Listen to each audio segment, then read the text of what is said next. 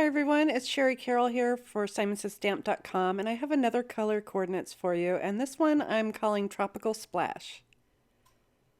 So the colors that I have chosen for this are really bright and cheery, and they're really perfect for tropics.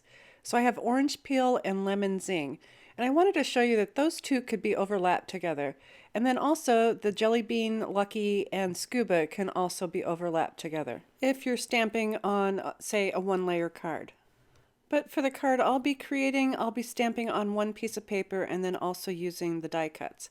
So I'm starting off with the Simon Says Stamp Tropical Leaves stamp set, and I've chosen a few of the bold ones, and I am using my Mini Misty.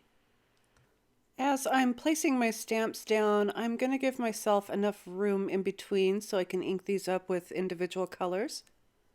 So to start off, I'll just be stamping all of my images onto one piece of cardstock, and then I can go ahead and die cut the stamped images out, and then I can assemble those later.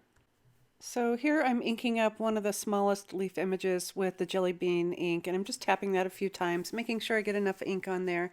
And then I'm going to stamp my other leaf with the Lucky ink, and Lucky is an in-between the Jelly Bean and Scuba. So it is a blue-green, and it's almost like a Kelly green. So once those are inked up, I can go ahead and press those down onto the paper. At this point, I've added a couple more leaves onto the acrylic side of my Misty, and I've inked those up with the Jelly Bean and also Scuba.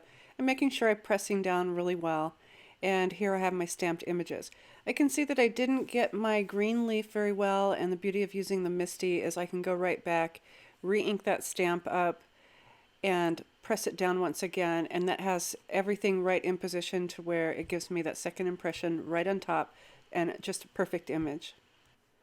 And now it's time to start with my flowers, and I have two of those little blossoms on the acrylic side, and I'm going to be using Lemon Zing, and this is a sneak peek of this new color that's coming out really soon, and it's a super bright yellow. So I'm going to go ahead and ink up my stamp, and a lot of the times when I have a brand new stamp, I like to season it, which I haven't seasoned these yet, so they're really absolutely brand new and crystal clear. So sometimes when you're using a new stamp, you need to ink it up really well, or sometimes you might have to do a second inking. And so once it's been inked once, then it's seasoned, and so then your second impression is actually really perfect and vibrant. So with that light color, I am anticipating that I'm going to have to stamp it again. That orange peel, probably not so much because it is a really bold color. So I've pressed that down, and now I'll give it a quick inspection. And as I thought, I do need to ink up again.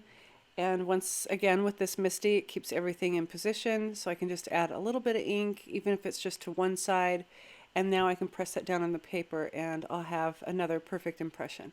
So as you can see, these colors are already starting off really nice and tropical and really bright to put onto my card.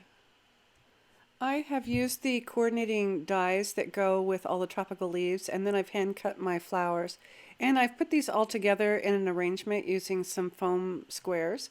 And I want it to sit on my card similar to this.